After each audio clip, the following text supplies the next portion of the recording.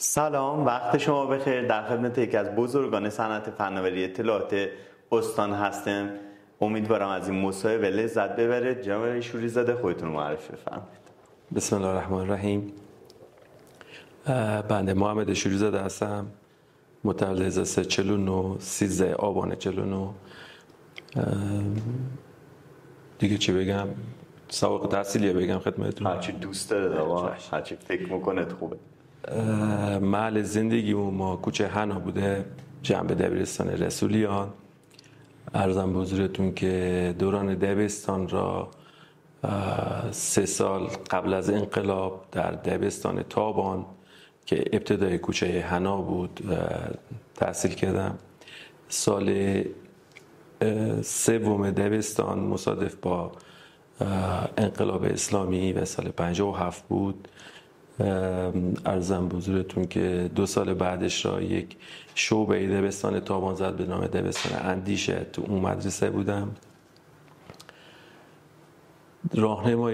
راهنمایی ساله‌ای زاده که اونم بازم در کوچه حنا هست و دبیرستان را در 3 سال اول را در دبیرستان رسولیان و سال 4 دبیرستان رازی فارغ التحصیل رشته ریاضی فیزیک سال 67 بودم. دوران دانشجویی من دانشگاه علم و صنعت قبول شدم، رشته مهندسی کامپیوتر سخت افزار و این سابقه تحصیلی من هست. خیلی هم عالی.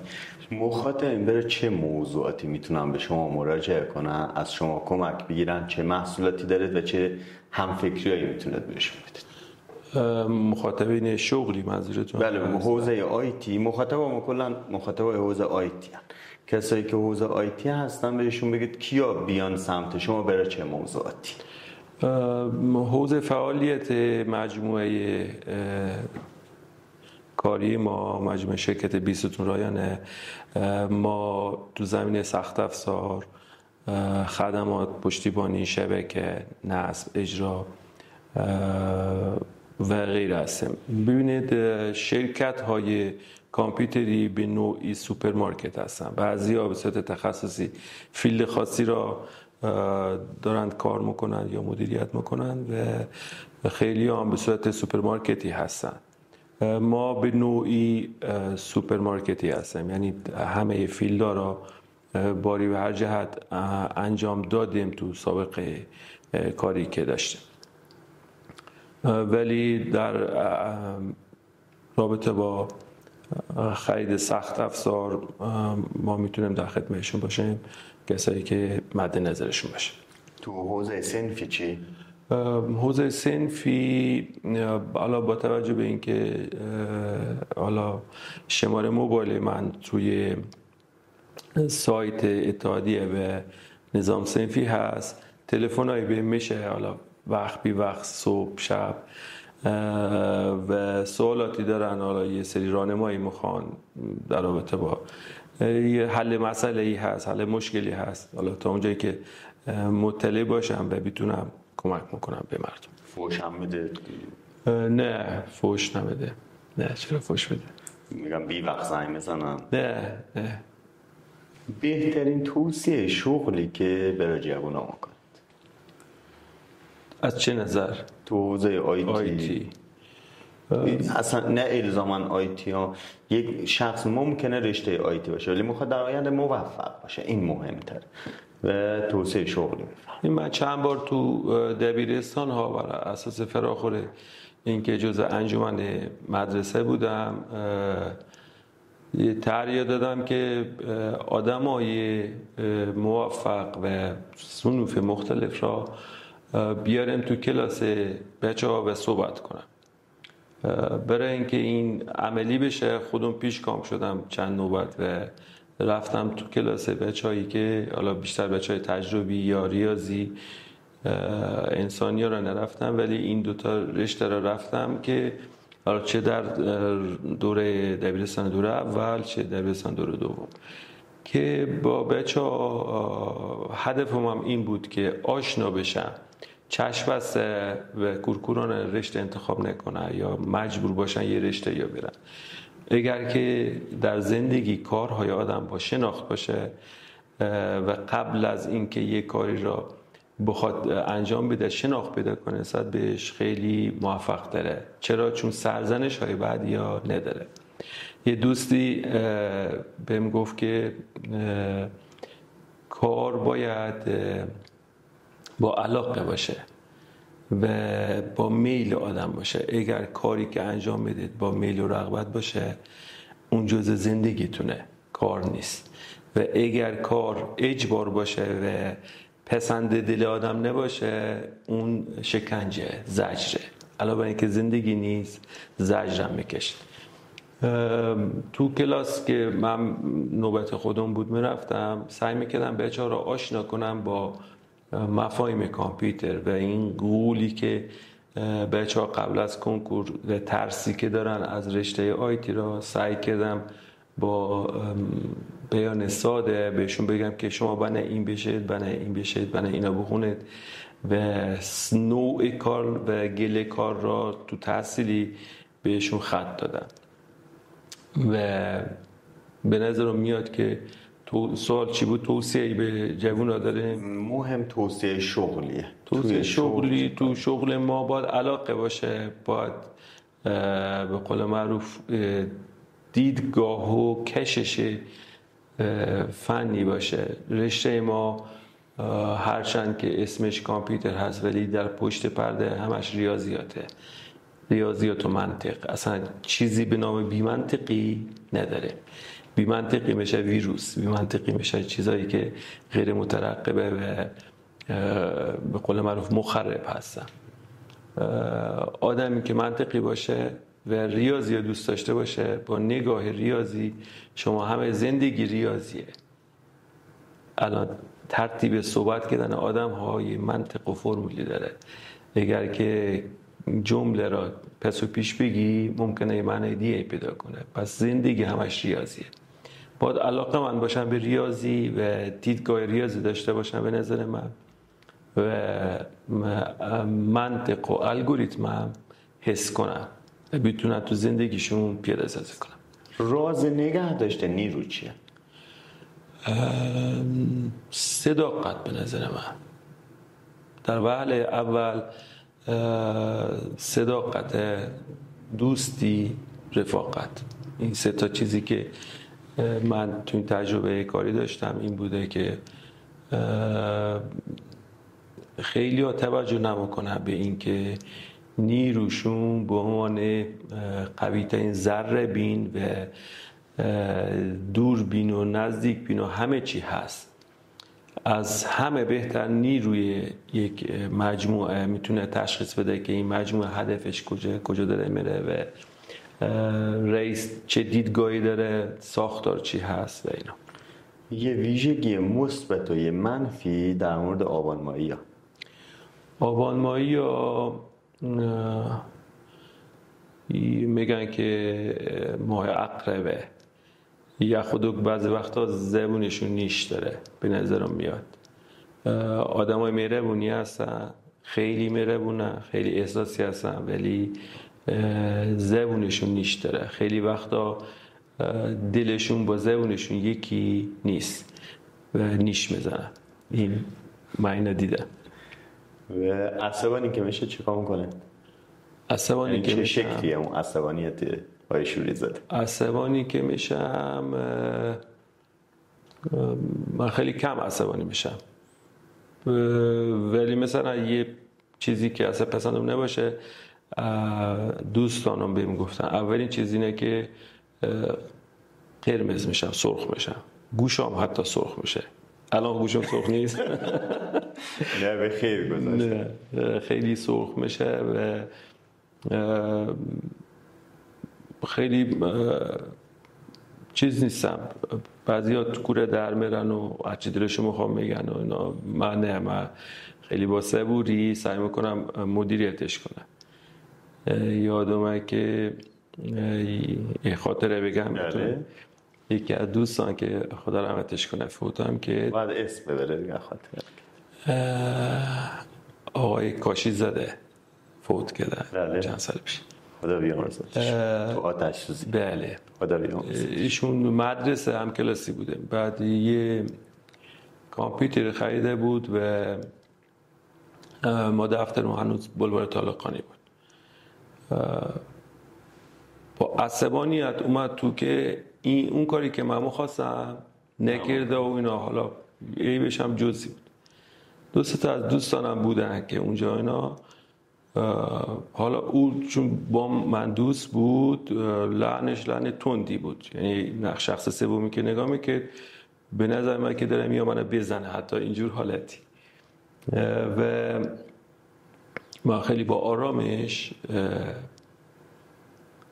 کردم، گفتم مشکل چیه، حلش میکنم، مثلا غصه نخور، و آرومش کردم. و اینا شخص ثالثی که تو چیز بود گفت از من جذب تو شدم، که یعنی طرف بار سوم چهارمش بود که ختمش میرسیده، گفت که جذب تو شدم که به راحتی اصلا با آرامش بدون اینکه آشفته بشی دست بچه بشی اینو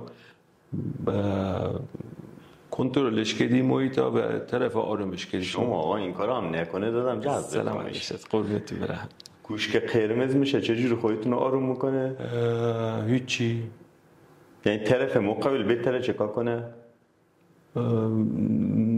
نه بگم اوج عصبانیت اینه که رنگ چهرم برافروخته میشه کمی و چیز خاصی نه ساید افکت خاصی نه. تو حوزه آیتی هست تو چه جایگاهی نسبت به کشور؟ ببینید الان حوزه آیتی دامن گسترده‌ای داره. همیشه یکی از دوستان میگفت که دریاچه به عمق دریاچه بستگی داره که تو رشته ما بعضیا یه تخصص خاصی را دارن یاد میگیرن یا متخصصش هستن. میشه بیرکی به عمق مثلا 5 متر 6 متر. بعضیا دریاچه‌ای فکر میکنن، دریاچه‌ای به عمق 1 سانت، یعنی از هر کدوم از سرفصل‌های بحث آیتی یه سررشته‌ای داره. یه از به نوعی تخصصی تر شده و اگر بخوایم جایگاهشو بگیم به واسطه هوش و استعداد یزدیا و اینکه حساسیت دارن و آدمای حساسی هستن تو کشور، اگر بخوایم بگیم که استان‌های حساس میتونه یزد و اصفهان و به نوعی مشهد و شهرها ببخشید اینا را اسم ببریم که آدمایی هستن که پیشگام هستن نسبت به بقیه کشور. یزدیا و جایگاهشون خوبه. الان تو کشور ما خیلی از چیزهایی که تو جلسات کشوری مطرح میشه که برای خیلی آرزوه برای ما دست یافتنی شده در سالهای گذشته و خیلی جلوتر بوده.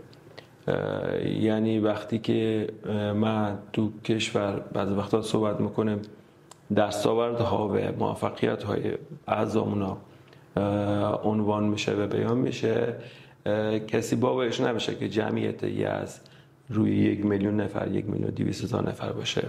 ما هم پای استان‌های 4-5 میلیون نفر فعالیت اقتصادی داریم به قول معروف و تلاش و نیروی متخصص.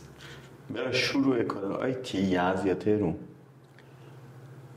از چه نظر؟ برای یک یزدی تازه میخواد کار آیتی رو شروع کنه.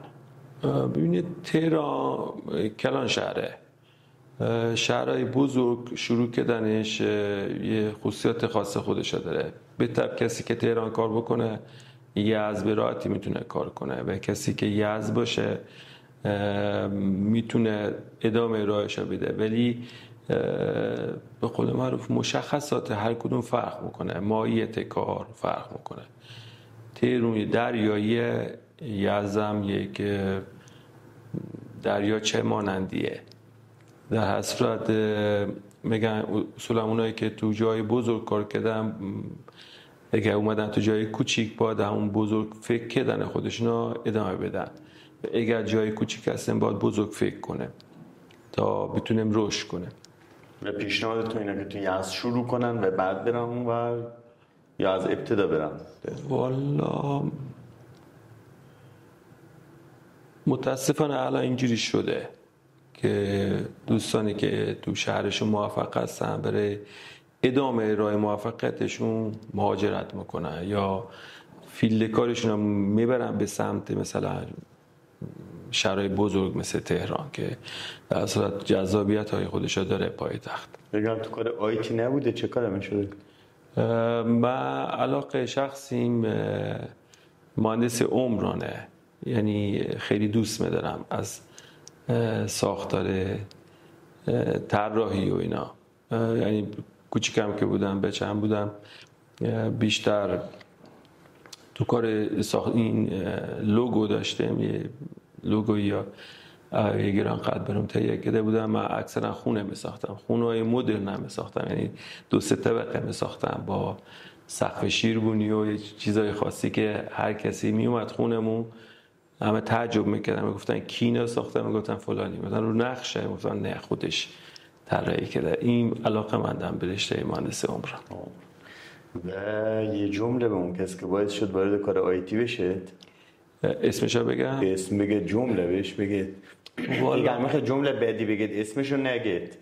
نه مثل اون خدا بیامرز اسفانیه که پشتا حیاته. بله ارزم بوده تو که در زمان ما من دیپلم سال 67 هستم.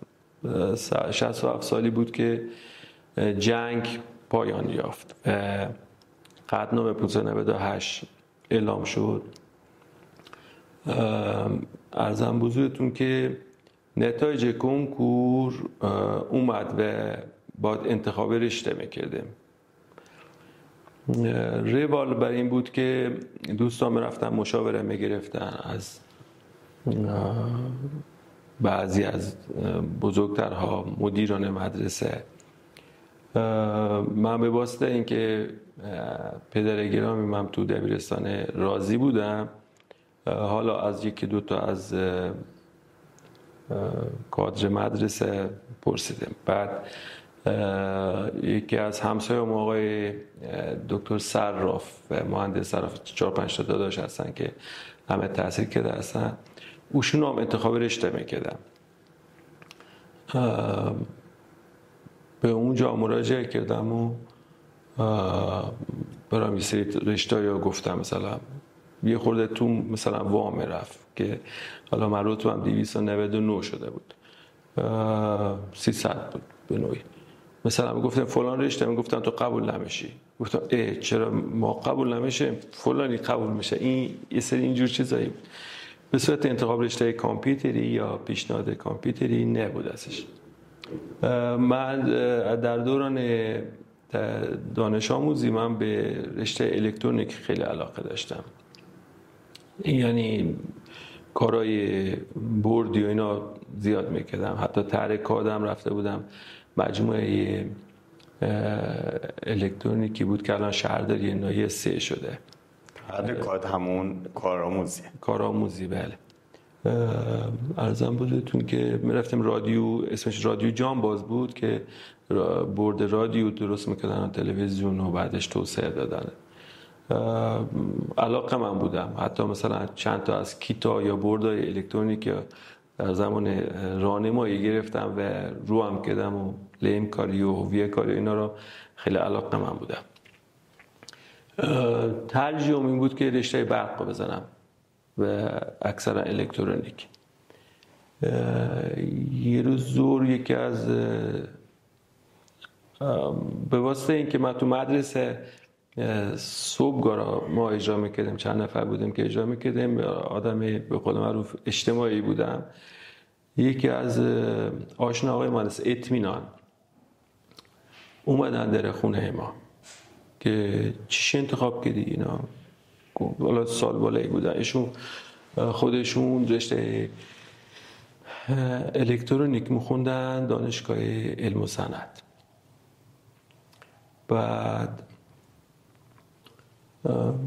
گفتم که من اینا را انتخاب کردم، اکثرا برق الکترونیک اینا. گفتن که اگر به برق علاقه داری رشته سخت افزار کامپیوتر هم خیلی نزدیکه به ما، درسایی که داریم میبینیم تو دانشگاه خیلی با اونا مشترکه این سر کلاس اون عکسم بپرسن میگن سخت است. بعد یه جوی اون سالا بود که میگفتن کامپیوتر آینده نداره و شغل نداره و کسی توجی نیست. من به قول معروف تیک کردم باش که مطمئن گفت نرم افزار نه ولی سخت افزار عیناً درساش با رشته مهندسی برق خیلی درساش مشترکه و چند تا دست انتخابی داره که میتونی انتخاب نکنی یا نرم افزاری تر باشه یا کامپیوتری تر باشه.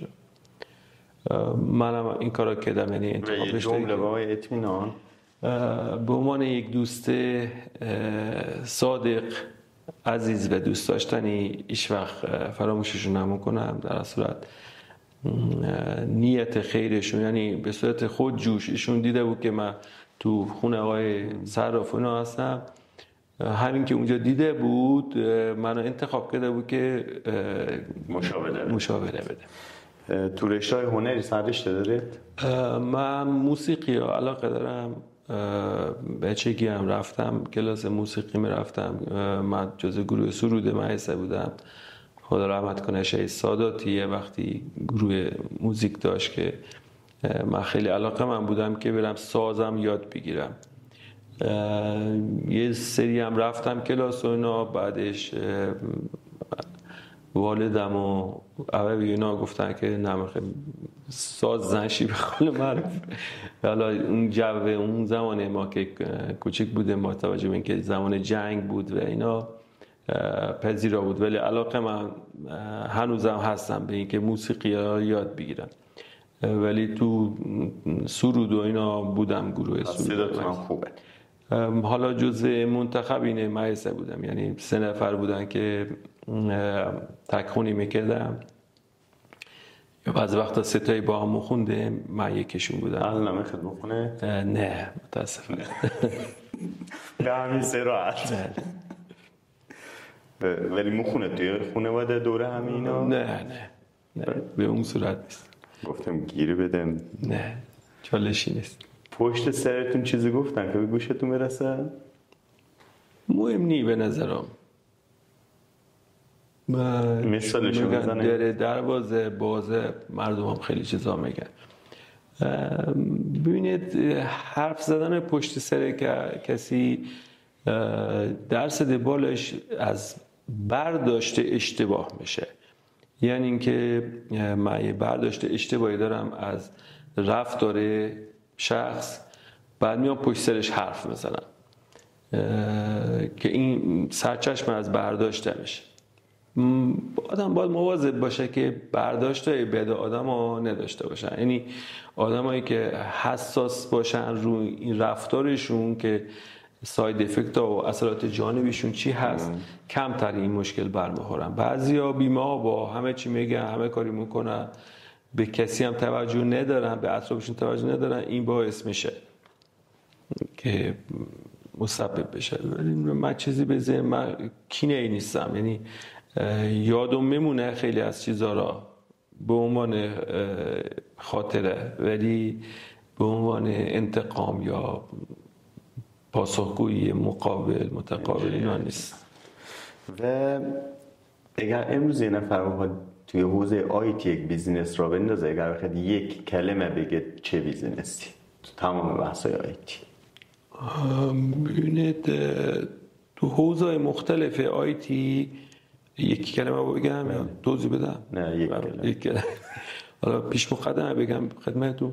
تو حوزه‌های مختلف آیتی من همیشه این مثالا به بچه‌هایی که سر کلاس هم میرفتیم میگفتم خدمتشون،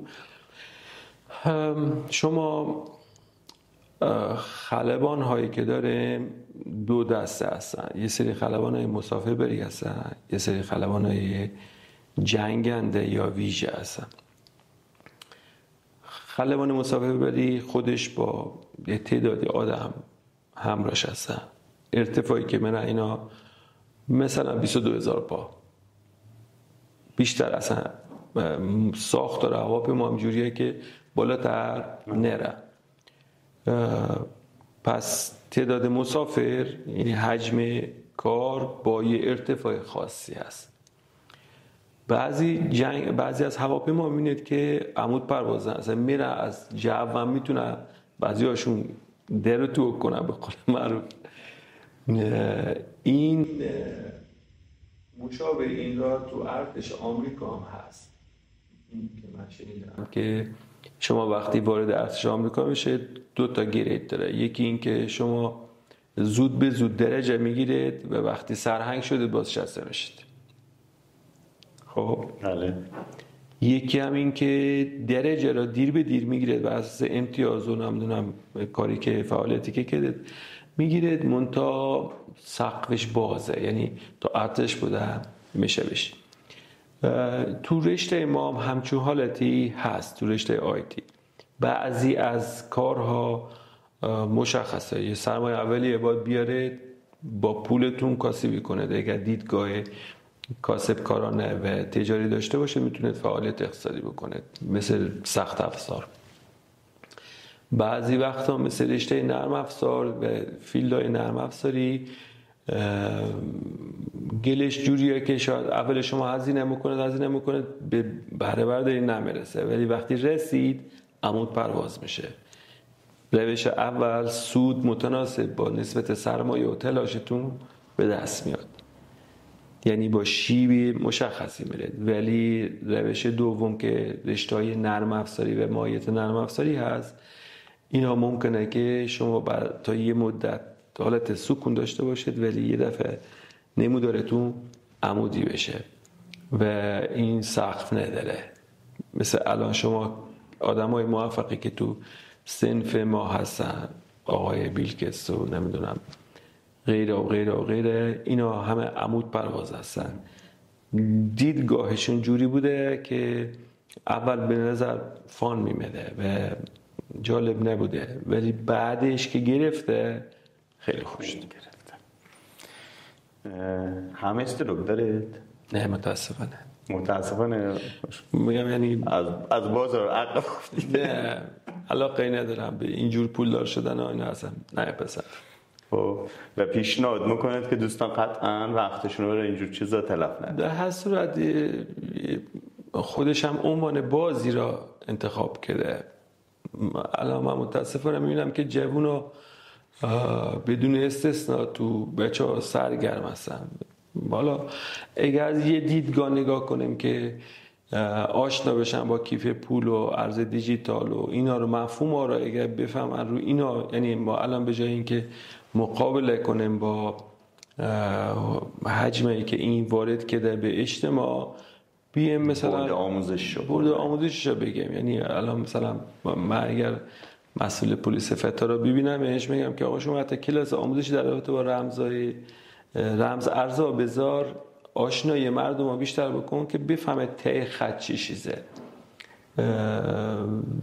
بدترین آسیبی که میرسونه این به نظر من دیدگاه بچه‌ها که به سمت یک شب پولدار شدن برن و دنبال پولدار شدن لحظه ای هستن که این خودش خیلی آفت بدی و فرهنگی بدیه که تو ذهن بچه‌ها باشه. لاکچری ترین خرجی که برای خودتون کرده این اواخر؟ چیزی به ذهنم نمیاد. نه باید بگید به ذهنتون. چیزی به ذهنم نمیاد. من اصولا آدمایی هستم که همیشه مورد چیز قرار میگیرم که هیچ وقت برای خودت هیچ کاری نمیکنی. چیزی به ذهنم نمیاد. من یادم نمیره حدودای سال 80 باید باشه این چیز که میگم 79 من یا آموزشگاه کامپیوتر به نام آموزشگاه کامپیوتر دانیال تأسیس کردم. قبل از اون تنها کسی که توی صنف میشناختم جناب شمسنیا بودم. بعد دیگه سال 79 که آموزشگاه رو زدم کم کم با شما هم آشنا شدم. یه وقتی می اومدم 20 ستون رایانه و اونجا شما یادم ظهر یه ساندویچ دستتون بود، همونجا نهارتون می‌خوردید، همونجا کار می‌کردید، خونه و اینا کلا نمی‌رفتید. میشده که اینجوری بشه. بله هنوزم همون جوریه. ما حالا چون به قول ما جو شرکتون جو دوستانه، بعضی وقتا مثلا صبحونه میگیریم بچه‌ها با هم بخوریم. ارباب رعیتی نیست، یعنی ما همه با هم دوست هستیم، سر یکی سفره میشینیم با هم و صبحونه میخورم. نهار نه، نهار به ندرت. اینم مثلا چی بوده اونی که شما میفرمایید بچه‌ها میگفتن که صبحونه نخورده بریم ساندویچ بزنیم. ما چون به واسطه ساندویچی که در جنب شرکتمون هست بود این کارو میکرده، ولی الان چون فاصلش زیاد شده کسی این کارو نمیکنه. و نظر خانوادتون در مورد شغلتون؟ من خانومم مهندس کامپیوتر هست و برای خانواده ما مسئله رشته کامپیوتر حل شده، همه پذیر است که هیچ وقت نیسته. بله، نبودن و ملموسه. وضعیت اقتصاد دیجیتال کشور؟ وضعیت اقتصاد دیجیتال کشور، ببینید اقتصاد دیجیتال یک مفهوم جدیدیه که وارد حوزه آیتی شده و اجتماع باش درگیره. یعنی این نیست که تخصصی مال آیتی باشه، به واسطه رابطه تنگاتنگی که با رشته ما داره به نوعی میتونه بازار کسب و کار خوبی باشه برای فعالین حوزه ما. دنیا الان از اقتصاد دیجیتال استفاده بهینه‌ای میکنه. ما صرفاً در حال حاضر در زمینه تراکنش‌های بانکی و کارهای مالی ازش استفاده میکنیم، در صورتی که خیلی جا بیشتر از این داره و آینده خیلی درخشانی داره و قابل سرمایه گذاری هست. اگر که آدم پاکار همین امروز پیدا بشه، تو چه حوزه‌ای حاضرت باش وارد حوزه آیتی شراکت بشید؟ نه مهم نیست. والا ببینید از ما که گذشته دیگه، فیلد کاری میگم وقتی سنتون 50 رد که دیگه دنبال تغییر شغل و اینا نباشه، دوران بازنشستگی نزدیک میشه. ولی الان به نظر من چیزایی که مهم هست برای اجتماع نیاز هست، یکیش مسئله خورد و خوراک هست و یکی مسئله ساخت و ساز مسکن هست که اینا جذابیت داره و آینده هم داره. الان تو مسئله ساخت و ساز می‌بینید که ما از تکنولوژی استفاده کم میکنیم، زیاد استفاده نمیشه. یه سری مهندسین پیشتازی هستن که از تکنولوژی و مثال روز دنیا استفاده میکنن، ولی هنوز کارها به صورت سنتی و قدیمی و نفر ساعت داره استفاده میشه. این میشه با استفاده از تکنولوژی خیلی از مشکلاتش حل کنی. تو کشاورزی همینطور، ما کشاورزی مدرن را نداریم. جایی که به نظر من جای کار داره رو بحث کشاورزی، رو بخش همین ساختمان، رو بخش فراوری مواد غذایی، اینا جای کار داره که از تکنولوژی روز استفاده بشه. و از اولین کسانی بودید که اتحادیه و نظام صنفی رایانه‌ای به همتشون تشکیل شد و خب یاد مهندس قومی هم رو زنده نگه می‌داریم، خدا بیامرزتشون. از اون موقع یه خاطره خوب بگید. عرضم بزرگتون که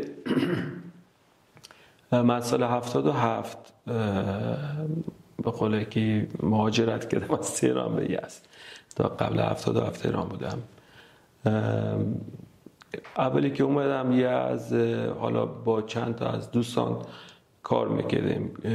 از تهران که بودم باشون مراوده مالی داشتم و باشون کار میکردیم. وقتی یزد اومدم اولا اعلام حضور کردم که من اومدم یزد و اینا معامله میکردم، کار میکردم. حالا با توجه به روابطی که من داشتم تو تهران یه سری تامین قطعات میکردم و با بچه‌ها معادله و مبادله میکردم. رسید به اینجا که مثلا برای کار خدماتی هیچ اشل و قانون خاصی نداشت، هر کسی بر اساس سلیقه خودش انجام بداد. یه مذاکرات تلفنی داشتم با آقای ما از بخشایش شرکت صد سیستم که به عنوان دغدغه درد دل داشته میکردم که آقا یس چرا اینجوریه، چرا این کار نمیکنه، چرا این کار میکنه. با دوستان دیگه هم بودن که حالا اسمشون نگم. آقای ما از بخشایش پیشنهاد داد که بیا به یه نرخنامه یا درست کنیم و ما 5-6 تا فعالایی که تو این زمینه داریم کار میکنیم خودمون بیایم مور کنیم و این بشه چیزی که ما وقتی هم تخلف نکنه. یعنی مشکل این بود که زیر فروشی میشد، بعد وقتا گیرون فروشی میشد. اتحادیه و اینا هم نداشتیم، یعنی تشکل صنفی هم وجود نداشت. به همین مناسبت جلسه گرفتیم که 5-6 نفر بودیم. آقای خدا رحمت کنه آقای مهندس قومی، آقای مهندس عراقی، آقای کریم نژاد و آقای بخشایش و 4-5 نفر بودیم و نشستیم و زحمت اون فایل رو کشیدن که نرخ مثلا تعیین کردیم که چند باشه و این 4-5 تا مجموعه با هم مورش کردیم و گفتیم که خب اینا میذاریم بیس قیمتی و به بچه‌ها هر کسی مثلا به دفتر ما مراجعه میکرد. من که کپیش میگرفتم، دستگاه کپی داشتم میگرفتم میادمش میگفتم این چیزیه که ببین این 4-5 تا دارن رعایت میکنن، شما هم رعایت کنید که هم نوایی باشد صنف. این جرقش از اونجا خورد. بعد این جلسات ما بیشترش کردیم، یعنی اومدیم جلسه ایش کردیم. یکی جلسه تو دفتر ما برگزار شد، یکی جلسه تو دفتر مرحوم آقای مهندس قومی برگزار شد طبقه بالا شرکت الگوریتم و این جلسات متعدد تشکیل دادیم. همزمان رفتیم شناسایی این که الان صنف ما چطوریه. ما چون هم پروانه کسب گرفته بودیم از اتحادیه صنف الکتریکی گرفته بودیم، آقای شیشه بوری موقع مسئولش بودن و به مراحل اخذ پروانه کسب همین بود که اتاق خاص مراجعه کردیم، یه نامه دادن گفتن برو سازمان برنامه بودجه مهر کنه و بیا. رفتم خدمت آقای مهندس جویا، اونجا مسئولش بودن. ایشون هم کامپیوتری بود که خارج از کشور درس خونده بودن و اینا. چند تا سوال از اون پرسیدن، گفتن کجا خوندی، چی خوندی اینا. بعدش دیگه امتحانی از اون گرفتن. گواهی تحصیلی بونا بردیم که دانشگاه پاس کردیم و اینا. به ما نامه را دادن و رفتیم و اتحادی هم رفتیم یه سری چیزای نصیحتایی به اون کردن آقای شیشه بوری و رفتیم. این مسبب این شد که به عنوان دادخواهی که آقا چرا ما اتحادیه مستقلی نداریم رفتیم و درخواست دادیم، یعنی همین مجموعه بچه‌ها. اون زمان آقای المدرسی رئیس بازرگانی استان بودن، به واسطه اینکه جلسات هفتگی میمدن خونه پدرخوانه ما، جلسه قرآن میمدن و منم اولا میرفتم اینا، حالا کمتر میرم. عرضم بزرگتون که ازشون پرسیدم که چه کار کنم و اینا، گفتن که قانونی خاص خودش داره، اتحادیه تشکیل دادن، باید تعدادتون یه تعدادی بشه تا میتونیم تشکیلتون بدیم. چند تا هست؟ گفتم حالا پر هستم اینا. گفتن که خیال کنم، گفتن که اول گفتن با 25 تا بشید، خیال کنم حالا عددش یادم نیست. بعد من رفتم با دوستان مطرح کردم، گفتن که خیلی خوب بیاد لیست بنویسم و اسامی نوشتم و 25 رفتم، گفتن نه 50 تا باید بشید. بعد رفته یارکشی کردیم به قول معروف و انداختمش تو درخواست، یعنی گفتم باید مکتوب بنویسه، درخواست نوشتم و زیرش امضا کردیم متقاضیانه که آقا ما درخواست اتحادیه مستقل رای نداره، کامپیوتر کسی رای نمیکنه. بعدش مسبب رای نشد. همینجوری رفت جلو تا همزمان با این یه انجمن شرکت کامپیوتری هم درست شده بود تو تهران که آقای مهندس مظلوم مسئولش بود که توی نمایشگاهی که سال 78 بود، بله 78 یا 79 بود، شاید هم 80 بود، شاید 80 بود، قبل 80 بود. 79 بود. ایشون اومد یزد و نمایشگاه خیلی خوبی بود، حضور خیلی خوبی داشتن همه شرکت‌های فعال، به بخش درازا هم کشید. ولی آقای مظلوم اومد و با تک تک مثلا صحبت که بچه‌ها جمع شدیم دور هم که آقا چیشه داستان، گفت یک فرمی دستش بود که دارم انجمن شرکت‌های کامپیوتر درست میکنه و بیاد شما عضو شد. همه اون اسم نوشتم و گفتم آقا خیلی خوب، دنبال یه تشکل بودیم که در صورت یه جوری خودمون مال خودمون باشه، مال اعضامون باشه. پشت سر این داستان بحث نظام صنفی به وجود اومد، سازمان نظام صنفی و بحث مصوبه که تو مجلس داشتن پدرآورندگان نرم افزار. در پایان دولت آقای خاتمی این مصوبهش اومد. هرچی ما با وزارت سمت الان و بازرگانی سابق مراجعه میکردیم، به نوعی چشی میکردم سر کار رو میذاشتن، چون دولت ها نسبت به ایجاد تشکل های جدید کمو که مقاومت دارن. این بابت نظام صنفی فرماش اومد پخش کردن بینمون که نظر بدیم. چند نفری بودن، یکیش من بودم، آقای مسقومی بودم، آقای بخشایش بودم، این دوستان قدیمی که بودن. ما اتفاقا این اساسنامه اولیش که الان کتابچه آبی سازمان نسل هست، اینا به صورت کاغذ کپی به ما دادم. من شب رفتم به آقای مدرسی گفتم که آقا اینا دادم و الان ما داریم، اگر شما اتحادیه اونا ندید این اومده تا اتفاقا ایشون ازم گرفت گفت بده من مطالعه کنم. خوند و بعد هفته بعدش بهم گفت که این برگرفته از کتاب قانون نظام صنفی، خیلی هاش از اون برداشت کردن و چیز بدی نیست، خوبه. گفتم که آقا ببین الان اتحادیه اون که ندید خودمونی الان این شده این در نظام صنفی میادم.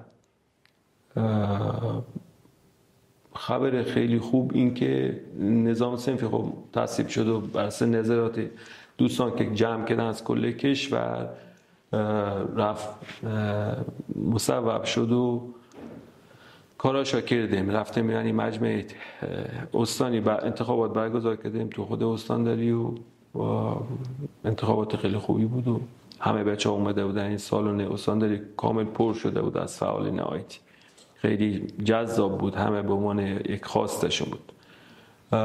به فاصله چند ماه بعدش نام تاییدیه اتحادیه هم اومد. این به قول معروف یکی از خاطرات خیلی خوبه که ما در فاصله چند ماه تونستیم دو تا تشکل را بگیریم و هیچ خاطره کوتاهی چون تایم دیگه نداریم از این دارد که توقع عجیب غریبی یکی از کسانی که مراجعه کرده توی حوزه صنفی توقع یعنی که همکار یا مثلا فرقی نداره، یه چیزی که یادتون بیاد که خیلی عجیب بوده؟ ما اکثرا تو کمیسیون حل اختلاف یا حل دعوا یا شکایات من خیلی سالا بودم. اخیراً هم شورای انتظامی که سازمان داره هست، منتهی شورای حل اختلافی هم را مجوزش از صنف گرفته که قدیمی هست که یکی از این اتفاقاتی که توی افتی داره بود.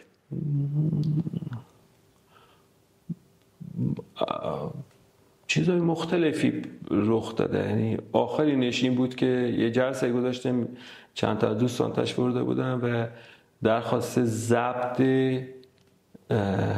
صدا را داشتن و ما گفتیم چون این یه محکمه قضایی هست و تحت نظر قوه قضاییه هست، حتی آوردن موبایلش هم ممنوعه و ضبط صدا نمیشه. چیز خاصی بینزیدون نمیاد. هیئت مدیره تو دورهای قبلی که شما مسئولیت میپذیرفتید و زحمت میکشیدید ظاهرا چلو کباب میدادید. چلو کباب دادیم، این سری هم داده این سری هم. اولین جلسه شورای نظام صنفی را به قول معروف چلو کباب دادیم. خیلی عالی. حالا دوستان قضاوت میکنن. در خدمتتون هست. نکته هست که من نپرسیده باشم خواسته باشید بگید؟ والا نه، من تشکر میکنم از زحمات شما و ابتکار و ایده شما. جا داره یادی بکنم از گذشتگانی که تو این صنف بودن و الان در بین اون نیستن، کسایی که زحمت کشیدن برای این مرز، این آب و خاک و یزدون به خصوص و صنفون فعال بودن. آقای مهندس قمی به قول معروف بله به عنوان شاخص صنفون که انسانی خوش ایده با ابتکار و جذاب بود. آقای مهندس بهری زاده که یکی از پیشکسوتا بودن که اخیراً فوت کردن. ایشون هم خیلی زحمت کشیده برای اطلاع آیتی در سطح استان و خیلی شخصایی بودن که اومدن وارد این صنف شدن، زحمت کشیدن و رفتن، یعنی ایده کارشون رو عوض کردن. من عرض تشکر دارم از همه قدیمی ها، همه دوستان و بزرگواران، از شما که به عنوان آیندگان و آینده سازان این صنف هستید تشکر میکنم که با این ایده خلاق و ابتکاری که دارید انشالله که بیتونه استارت راهی باشه برای آیندگان که بیتونه یه رزومه خوبی از شهر و استانمون داشته باشه. خیلی خیلی ممنونم وقت گذاشته تو این مصاحبه شرکت کردید. امیدوارم بازم بتونم زیارتتون کنم. امیدوارم شما هم به اندازه من لذت برده باشید. شما رو توصیه میکنم به مطالعه، تعهد و خودباوری. موفق باشید. سلامت باشید.